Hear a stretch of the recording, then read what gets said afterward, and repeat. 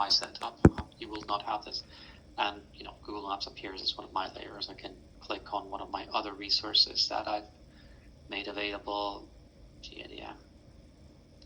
And then on my layers, I have both the GADM and Google Maps as two separate layers. So effectively, same things. The way we import our scripts is through the processing toolbox here. Okay. We go processing, Yeah. toolbox, and this will open this side panel. Now, the toolbox effectively contains every single function that is available in QGIS. Here, under vector processing, you will have all of the various vector processing options. Under raster, you will have the most common raster access options. With some installed plugins, you'll be able to input layers. You have all of these various button type functions. But under the processing toolbox, you have everything. If you scan through this, you will find every single option that is available. You can explore that at your own time. Here at the bottom, you will find scripts. And this is where your installed scripts will appear. Okay. And to install a script, I think you go on Python, add script to toolbox. So you can either create a new script, which opens up, a script editor, where you can just copy and paste and then run it with a run button. Okay. And then you can eventually save it. Okay. Or you can more simply on the Python script button add a script to the toolbox. It will open a file browser. You will go. Wait, let me get rid of this. Otherwise, it's gonna. Okay. It will open a file browser where you can go to wherever you save the script. In this case, it's my Redlist Python QGIS plugins. Just double click it and it will be installed. And if you see, mine is under KBA scripts. And if I decide to double click on one of my scripts, it will just run it. Okay. However, I can also right click and edit it. So I modify it live. So if the script is there and I'm troubleshooting it, I can just modify it here and then copy it over to our Git environment. Okay. But what I wanted to tell you is, as I said, here they're under KBA scripts, which, if you notice, is this group and this group ID. Okay. So this is what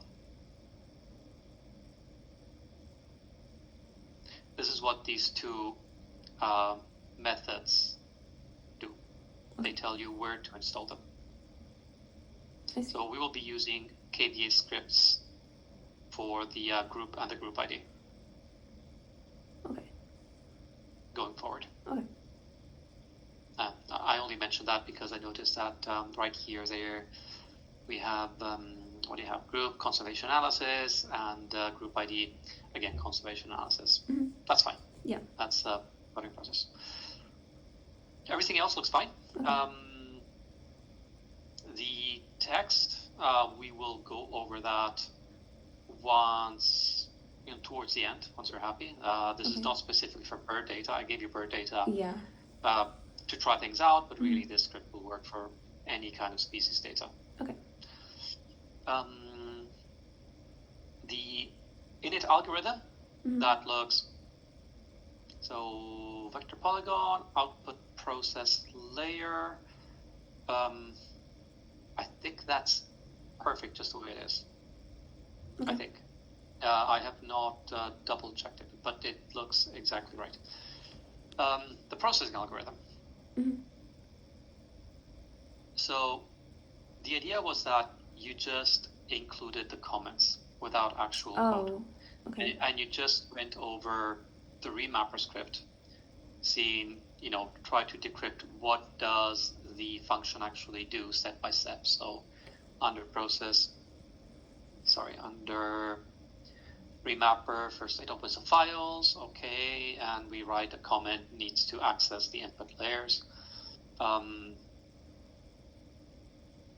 Create the output data source and layer, okay, make sure that, as a comment, make sure to that the output layer is defined. Mm-hmm. Then add fields to the output layer. I see that you've done that in text. Sorry, you've done that in script, Yeah. but not as a comment. Oh, I see. Okay. Oh, the idea was that no code first, only comments, so that we get the general logic of the script working. Okay. Yeah. So comments. Okay, so I just write comments for the process algorithm, like what Yes. it. Yeah, Oh, load the input layer, define the output layer, retrieve the fields in the input layer, add additional fields to the field list. Okay. So literally the description, like a recipe book. Mm-hmm. Oh, step by step, all of the options. Otherwise, this is fine. My only recommendation here would be, first, I don't know why you're defining the reference system as 4326 hard-coded. So why did you do that? I think I saw it somewhere in the remapper code. I don't remember. Because that was the projection. I think that I could be wrong. There is a projection here, which is this one. Oh, it was.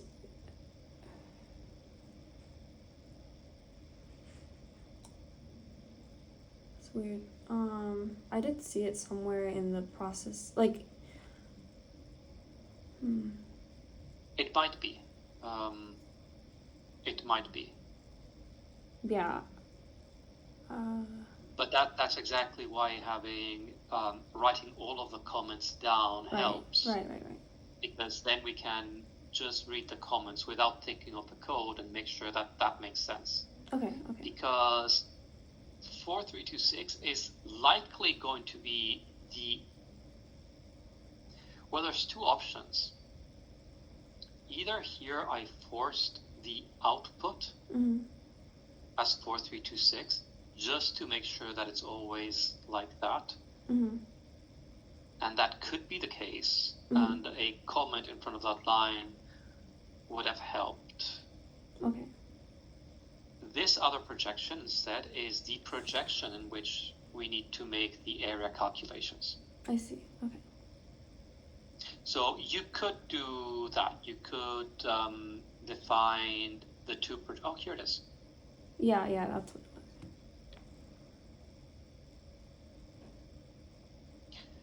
Okay, but here's a weird thing, because this is not running code.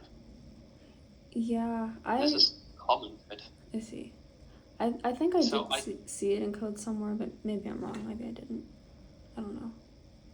It could have been a confusion between the two. So this is probably old code I had that I just commented out to make sure that this worked, and then I forgot to delete.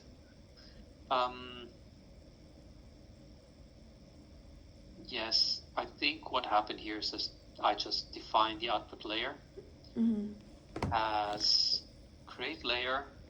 Okay, so the output layer has a reference system, and that reference system is the same as the input layer.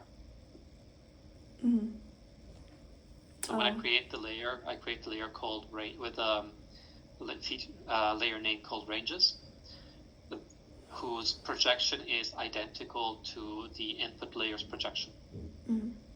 If someone provides the ranges in a different projection system, it will return them the same in the same projection system. And the type is a multi-polygon, which is forced because some species might only have one polygon in their features. And if that is, so if we don't define the geometry type, one of two things could happen. Either the software says, no, I need this geometry type, and raises an error. That's fine, that's easy to solve. Or it assumes that the geometry type is going to be defined as the first feature that goes in. However, if the first feature and the fifth feature have different geometry types, because maybe one is a single polygon and the other one is a multi-polygon, then they will be incompatible when they're written down. So we are forcing the geometry type to be a multi-polygon, which means that single polygons are going to be automatically converted when written. I see. But yeah, this is basically the definition of the output layer, and we need to make sure that the output layer follows these exact parameters. The other one, the other projection,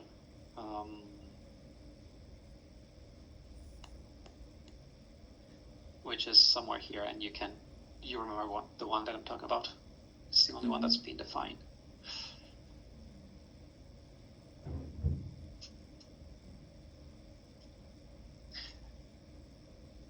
Here it is. This is effectively the error transformation parameter for the error calculations. I could have used more descriptive comments. But yeah, this is only going to be used during the error calculation. But yeah, that can go here with an adequate comment. Now, you're defining the fields, and this is fine because this will help you when creating the output layer. As you can create the output layer and you can tell them, and these are the fields. However, you are hard coding the fields based on the files that I sent you. What happens if next year IUCN decides to add another field to their output? Then it won't. The script will, exactly, the script will break. So what you can do is to, instead of creating an empty fields object, just read it from the input. Oh, okay. And then once you've read the fields from the input, you can use fields.append to do what I've done here. Let me find it.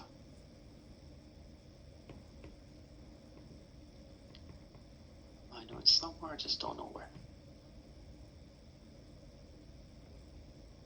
Create output data source. Okay, here.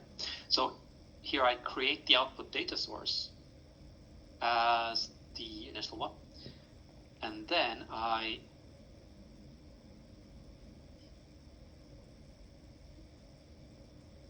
add some fields, but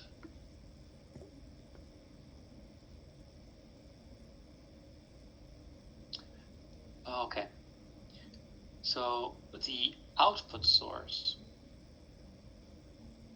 actually, you were right. The output fields are hard-coded, and they are only these ones, because I cannot use the input fields as a reference in this case. I see. Yeah, okay. So what you did is fine, but this is the list of output fields. Okay. And we are adding these onto an empty layer with no fields defined. Okay.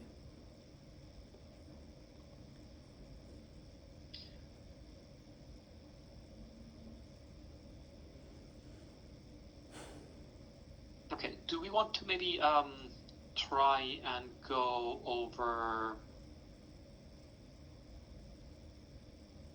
your script and adding the various steps, as an example, as a shared exercise. Okay.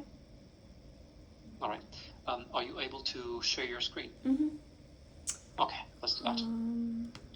So if you share your screen, I'll stop sharing, and you open your preferred editor. Okay. Then we can go over things together. Okay. 1 second.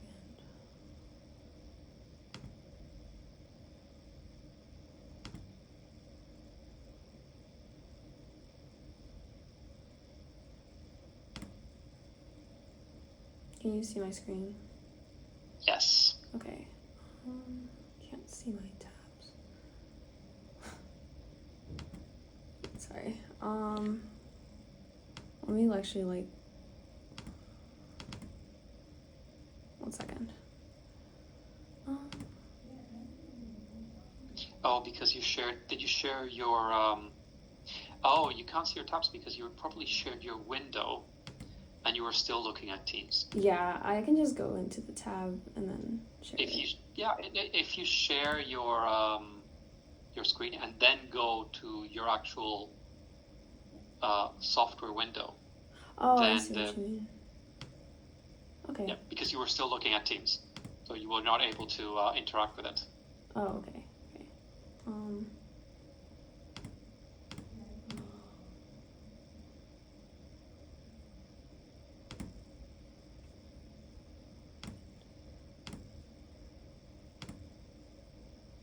Okay. I just did it in GitHub. I didn't do it in an editor. That is your choice. Yeah. You are the developer. You choose which environment you work in. Okay. At least now that you're still a student, and when you go into a professional environment, they might tell you which software to use. Mm-hmm. Yeah, I have VS Code. I didn't use it, but I could use it next time. Yeah. It's literally a matter of preference. Okay.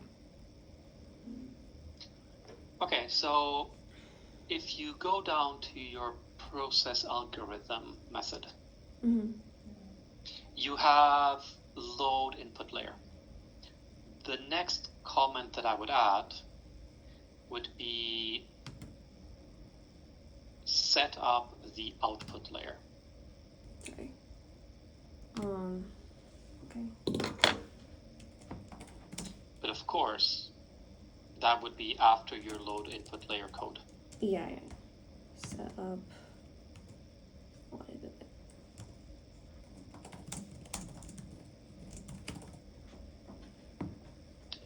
And that would probably be before the field definition.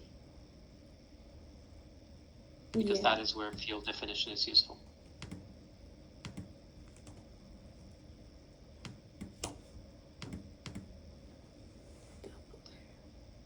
So I would remove the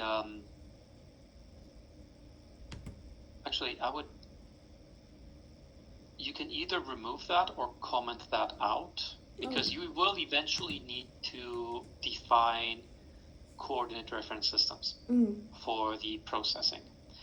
But this might not be where you want it. Okay. You might want to put it closer to the actual code so that it makes that's more readable.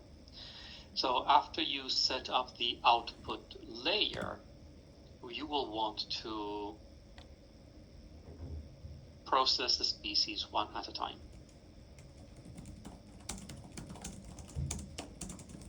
But that would, of course, be after the output layer setup, so after the field definition. I see.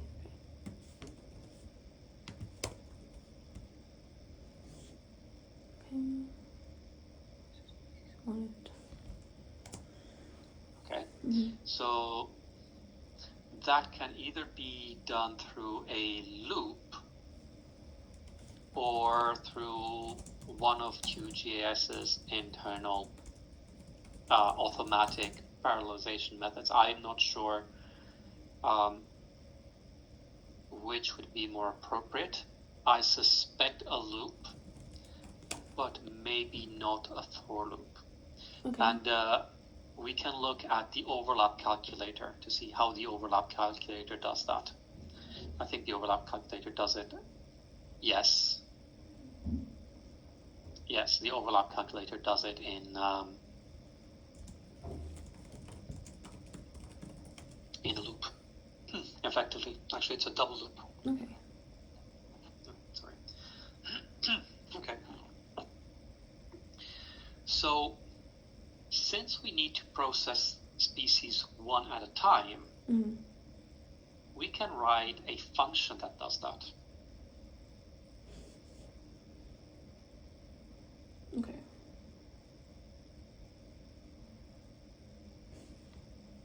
So what we can do is above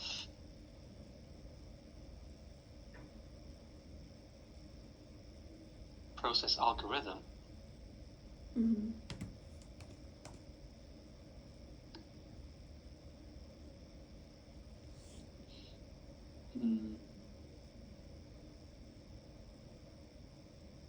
Actually, no, because looking at the example of the overlap calculator, everything is just done internally, and it seems to work fine.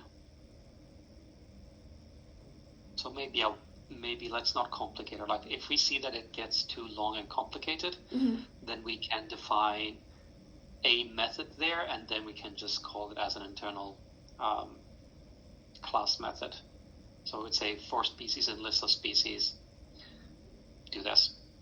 So if we go back to the species loop, Yeah. in order to loop through all species, we need to get the list of species.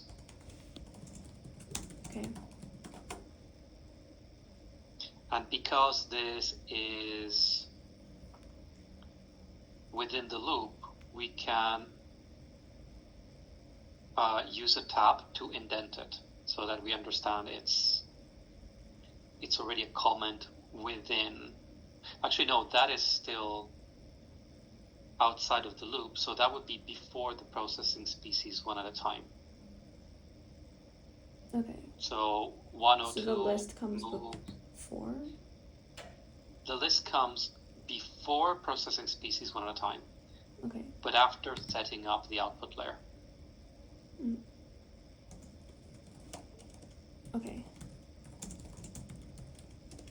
So you can literally put the cursor on line 100 Mm-hmm. and copy and paste that in. Okay, I got it. Just this comment. Yeah. Okay. Yeah, that's perfect. Okay. Okay, so at this point we've defined what we think we need until now. Mm-hmm. So it makes sense. So now that our logical processes within processing species one at a time, let's think, what do we need to process the species? First, we need, let's see what the remapper does. And the remapper actually quite conveniently has a process species method. Mm-hmm. So we already know what pieces of information we need before doing that. We need an input layer being defined, and we already set that up. Mm-hmm. We need an output layer being defined, and we already set that up. We need a species ID, and we already have that because we have the list of species. Right. That list can be species IDs. Mm-hmm. And then we have two additional pieces of information. One of which is if you open the remapper script on line 192. Right. Save that.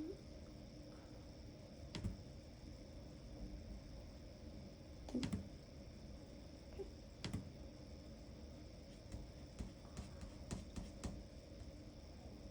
Here? Yes. Mm-hmm. So you can see, in order to process a species, we need the input layer, the output layer, the species ID. We already have that.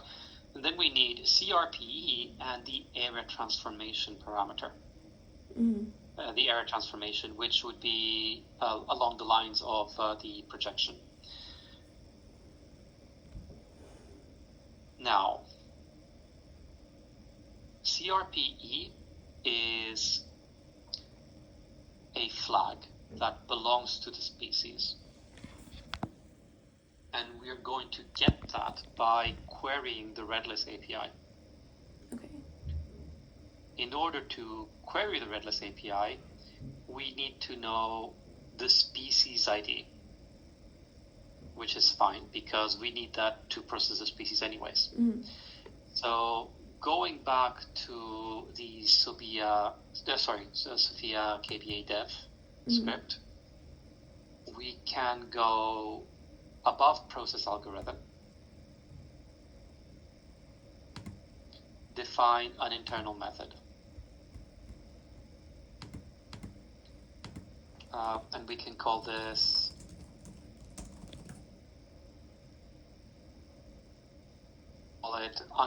define underscore get CRP.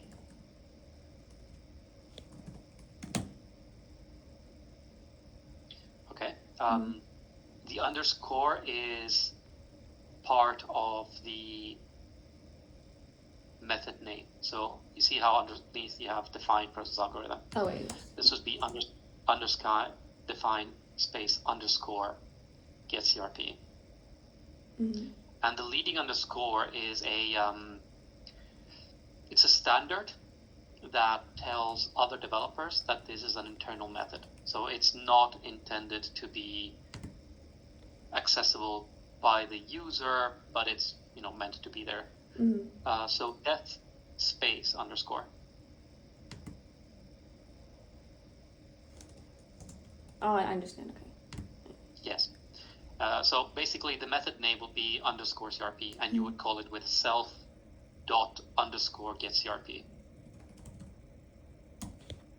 Wait, self dot get underscore. Actually, no. That would only be self comma.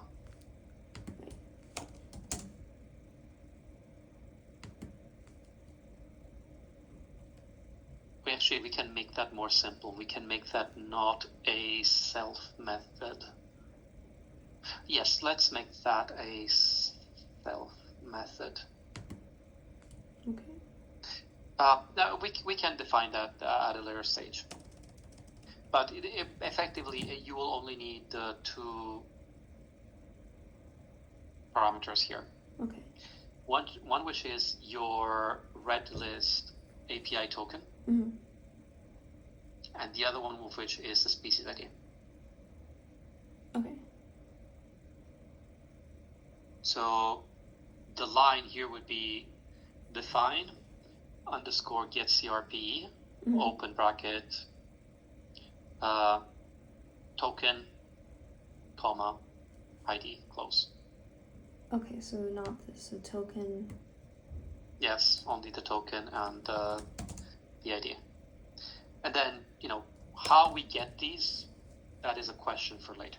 Okay. We can get these in multiple ways. We can either provide the token constantly, or we can define, get the token once in line, on line 23. Mm-hmm. So that it's a class method, and then we don't have to, query out every time. Mm-hmm. And so on and so on.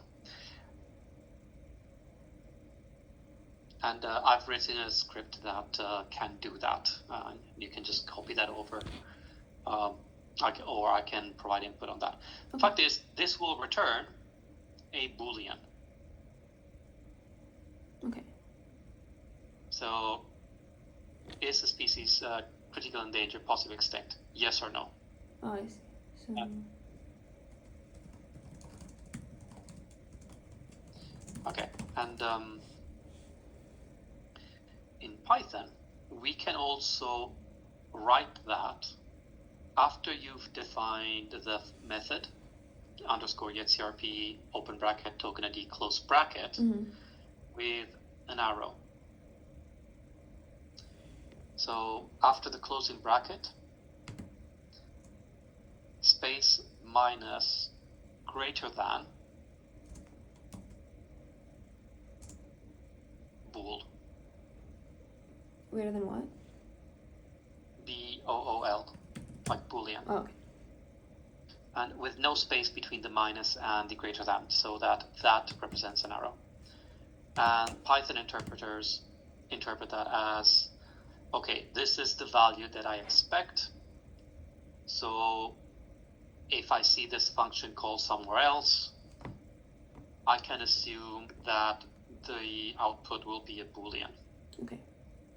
There is no hard checking, but the linters will assume that. And it's also, it helps when coding, because now we know that the output needs to be a bool, not a 1, not a 0, but a true-false value. Okay, so we can now go back down. And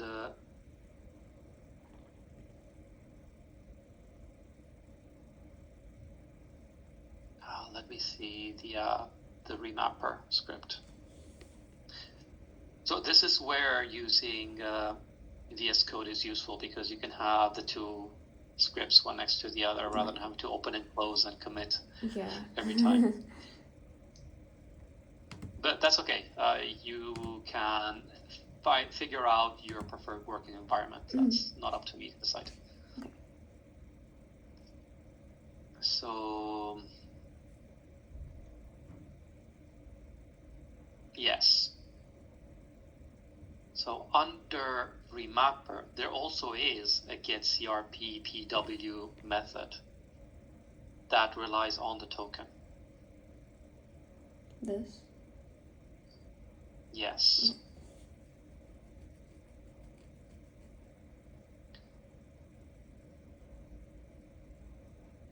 However,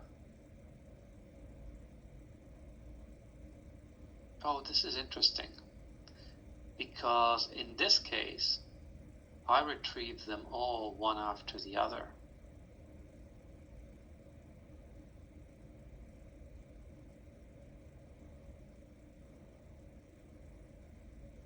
So I use get all.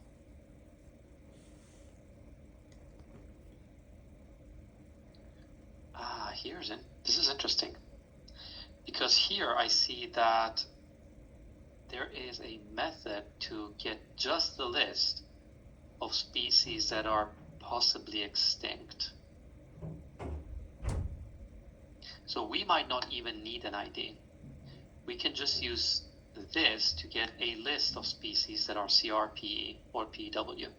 So you can potentially just copy this over. This entire function? Yes, and you also save that in as underscore get CRP PW. Remove, the verbosity at that point. Yes, this is going to be much faster because it's a paged response. Mm-hmm. And there's not going to be that many species that belong into this. So this is going to be much, much faster than querying species one at a time. Okay. I don't exactly remember the output type. We're going to have to remove the progress bar. So this will need to be cleaned up to make it compatible with QGIS. Okay.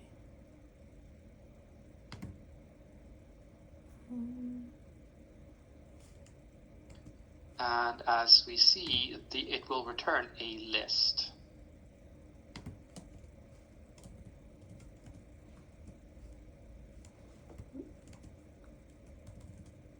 So we, yeah, it's fine. Mm-hmm.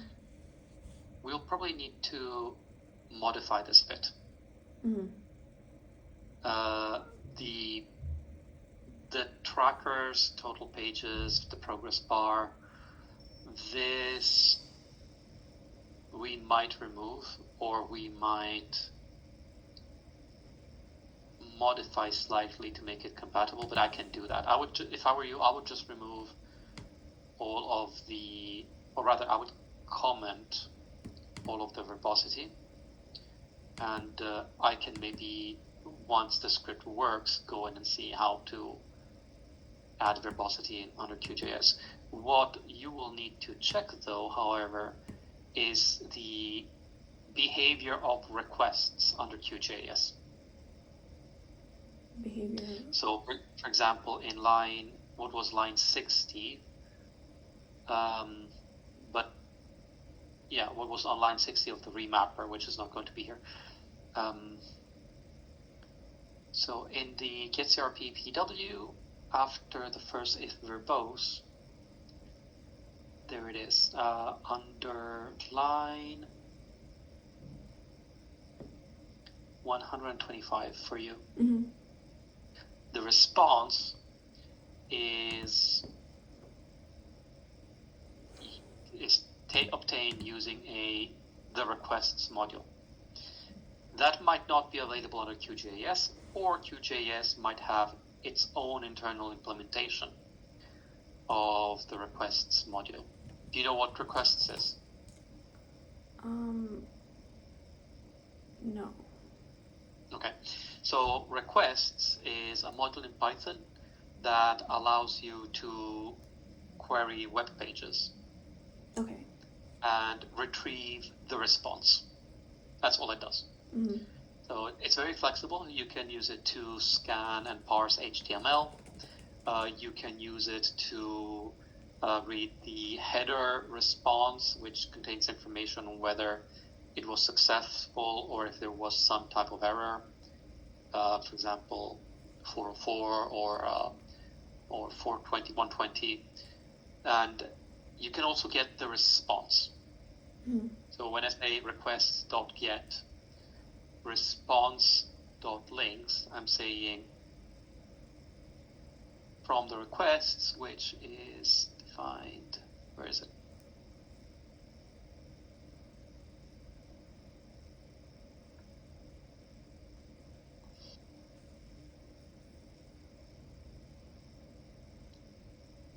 If response.headers. Okay, yes. Because that is under the get all page. So if you go a bit further down, okay, you can see that. Where do I use get all? Okay, so the first thing that I do is I define CRP equals requests.get. Is this in remapper? Under, did you copy everything? Oh no, you copied only. Yeah. Look under remapper. Okay. Okay, that's fine. That's fine. You can do that later. Look under remapper that contains the entire method.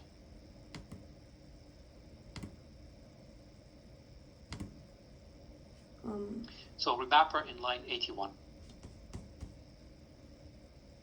Here. So first I get the response of URL, API, redlist, v4, taxa, possibly extinct, with headers requesting an application JSON return, and with our authorization token. So that is the first request that the first response that I request. And then I do the same for the CRPW, which has a different endpoint. So I get these two web responses. Okay. Then, after each, what I do is I raise for status. Raise for status is a request's internal method which raises an error if my request was unsuccessful. Okay. So first I say, okay, go to this website.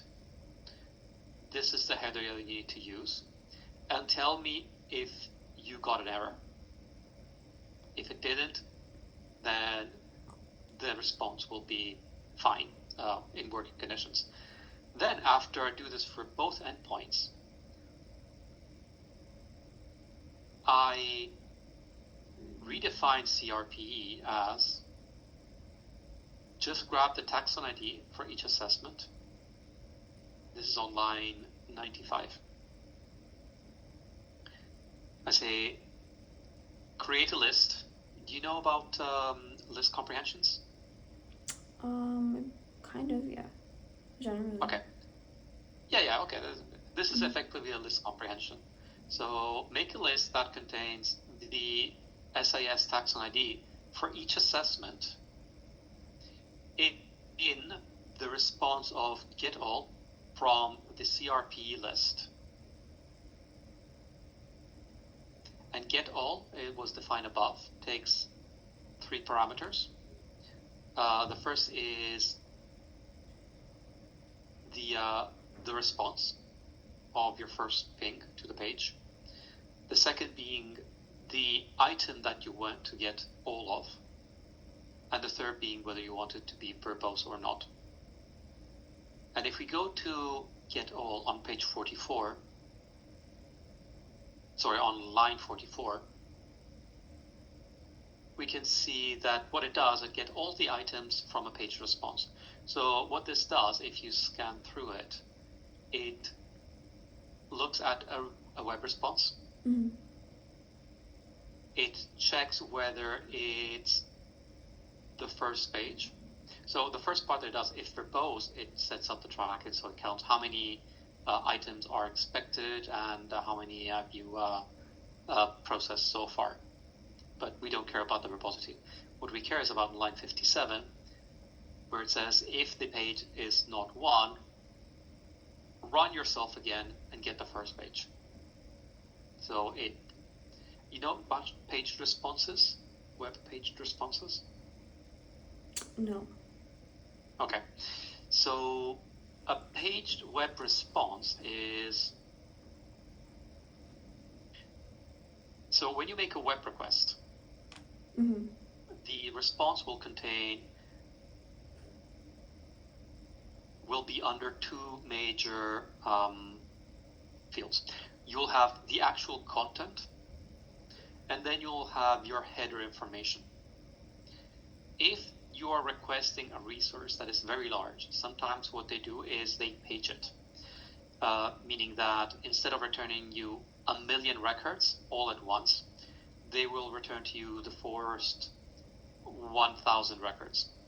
And then in the header, it will tell you information such as, this is page number 1 out of this many. Mm-hmm. This is the web link to your current page.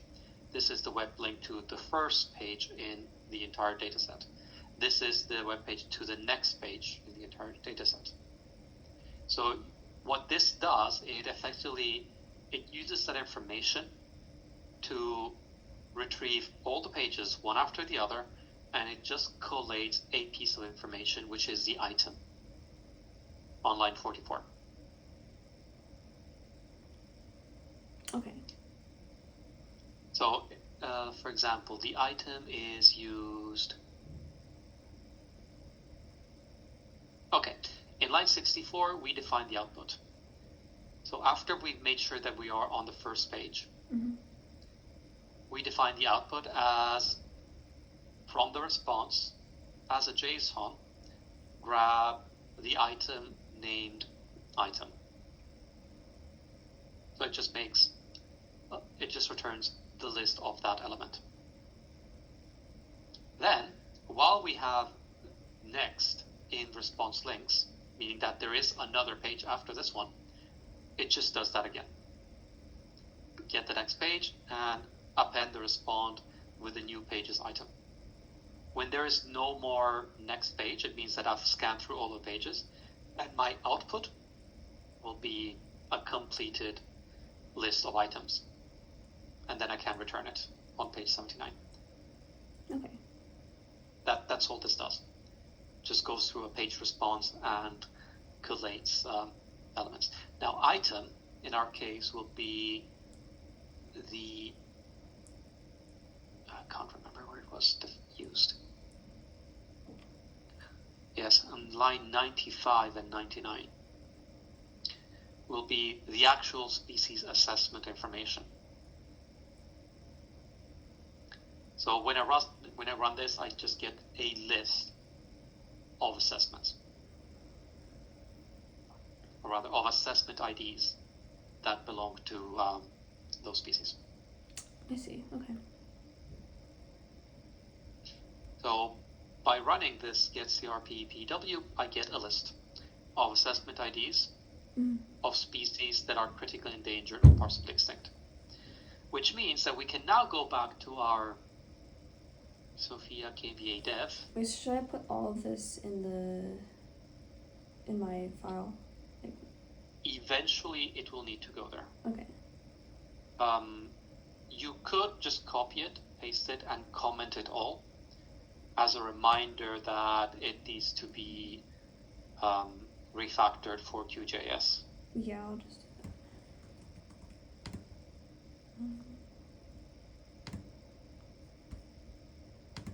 So that you can then, work it out. Then we check that it works. If it works, then we delete the commented part. Okay.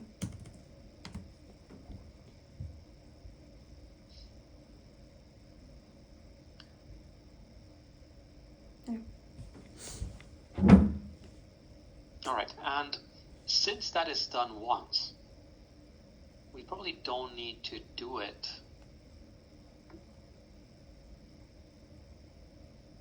inside the loop. We need to do it before the loop. Okay. Because we don't want to repeat all of this every single time. Right. So at some point, you started the loop. Maybe before getting the list of species, we can get the list of CRP and CRP-W species.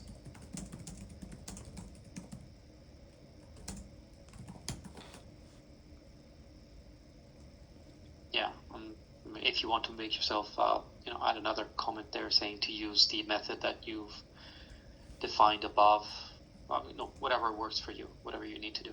Okay. All right.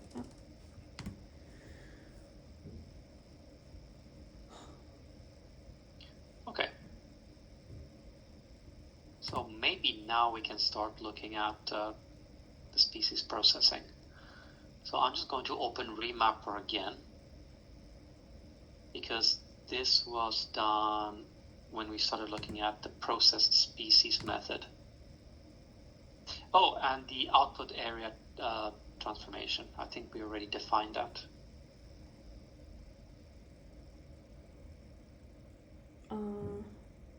Not the output area, the processing area transformation.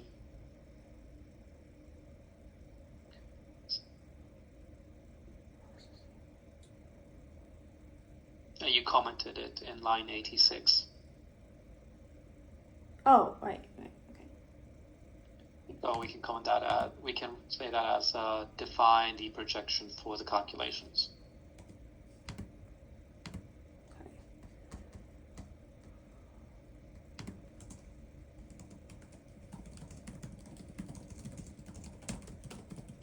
Okay. Which is not EPSG 4326. Just so that we're clear. Okay. Okay. All right. Now, you know what would be easier? Yeah. If you opened another browser tab. Okay. Go to GitHub and open the Remapper script there. So that you just need to switch tabs rather than... Oh, I see. That's smart, yeah. Hold on, let me just move my tabs. Oh, yeah, you could also, once you've opened it, you can actually put the two windows one next to the other if you want. Yeah.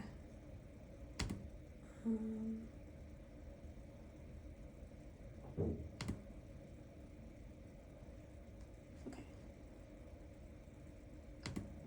And here I'm on line 192.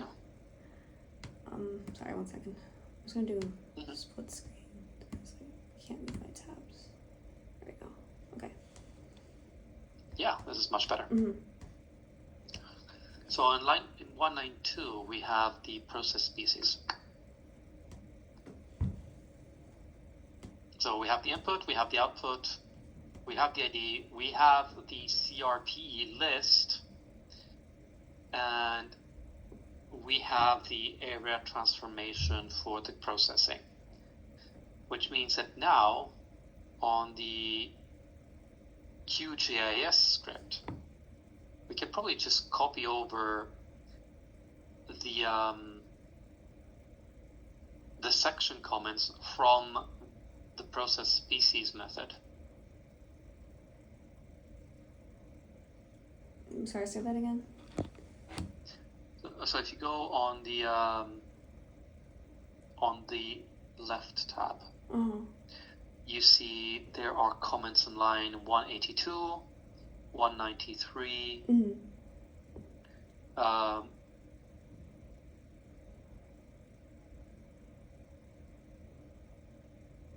Further down in 212, these can be good starting points to define the logic that we want to recreate. Okay.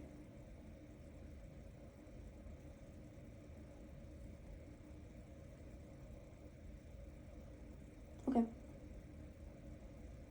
And then, after we make sure that the logic makes sense, we can then go over and see what we can copy over. For example, this the attribute filter. This is a simple.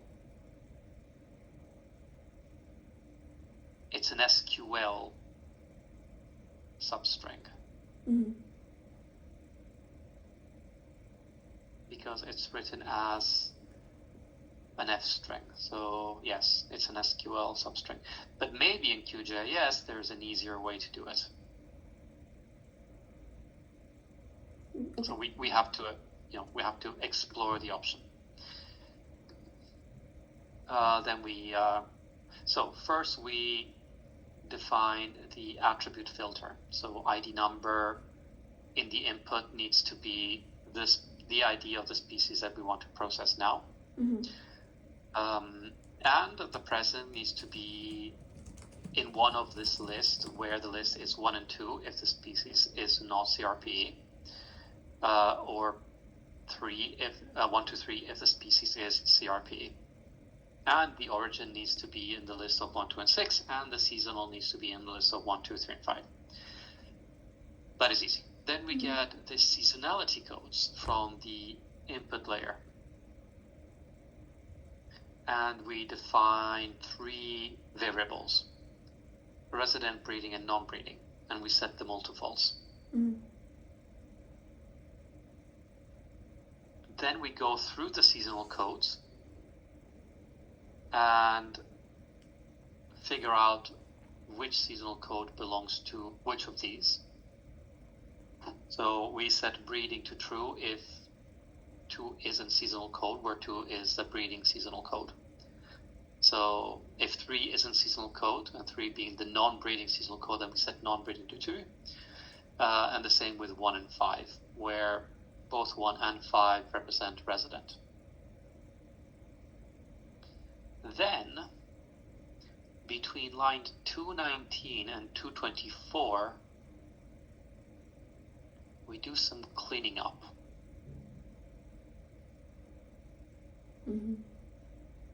So first, if the species has both a breeding and a resident range, we set non-breeding to true and resident to false. I mean, this is simple logic. You can just copy this exactly as it is. Okay. And I can then double check at the end.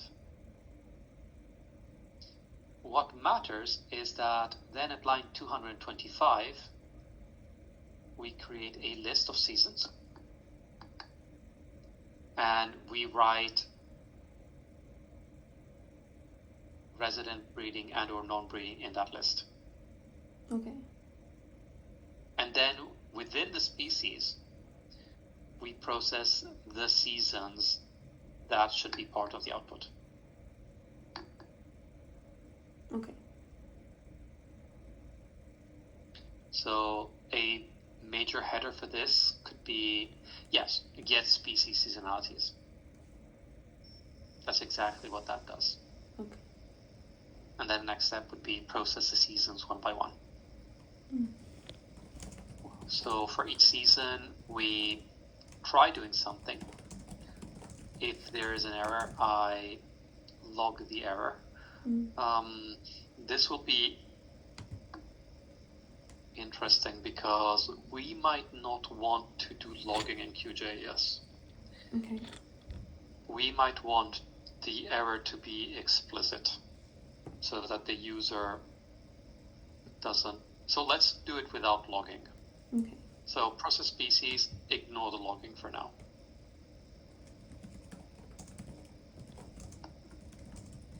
Okay. Then we try to create a feature for each season with the make feature method, and then we write that feature to the output. Okay. So until now, we've only done very high level logic of figuring out which species we want to process, how we want to process each species, including the seasons. Now under create feature, under make feature, we're actually going to create the actual polygons that go in our output. And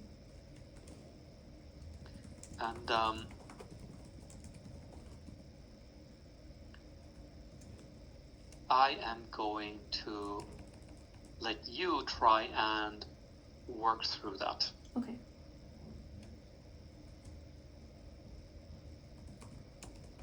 Okay. So what you can do is to, that this is going to be, even under Remapper, it's the biggest part of code where the actual computation gets done, where you will have to pull out the QGIS's internal methods. Okay. So try working through that. And now that it's going to take not a lot of time to write the comments for this last section, I would create this as another internal method. So write a function for this specifically. Okay. And then just call it just like we did with CRP.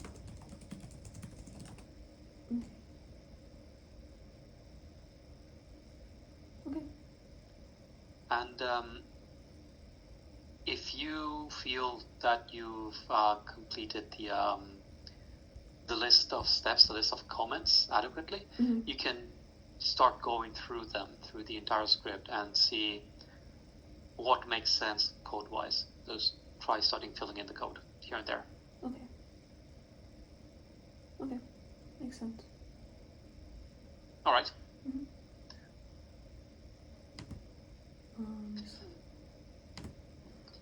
Is there anything you think you need more help with? The coding part is definitely challenging, but because I haven't done a lot of it, but I think it's like understandable. There's a lot of like online resources that help. Yeah. So I just go through the Remapper code and I write comments after everything in the calculator, right? Like. Yes. Okay. Sorry. What? Oh no, sorry. So I just go through the Remapper code and I write comments. Like. I think I understand. Yeah. Basically, see what the Remapper function does. Yes. Under make feature. Make feature. Okay. Basically, the make feature method is the one that we've reached now. Right. So try to understand what that does internally and write the comments, like the little index tags of what needs to be done step by step. Okay. So no. So that you. Okay. So no code. So that you understand. Like. Well, that first. If you manage to go through it, start working on the code. Oh, I see. Okay. Got it. Yeah. Okay. So write the index before you write the content. Okay. That makes sense. Okay. And again, if you get stuck maybe with the QGIS, because here there will be QGIS elements.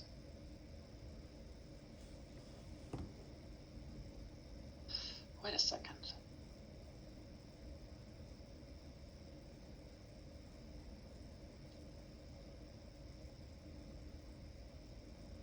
Oh, you already started trying to convert Remapper. Yeah. Because I see QGIS feature, QGIS geometry. This is very good. Okay, you're on the right track. So after you've written the index, effectively do that copying over. But I would not. Okay, use the remapper .py that you created so far. Mm-hmm.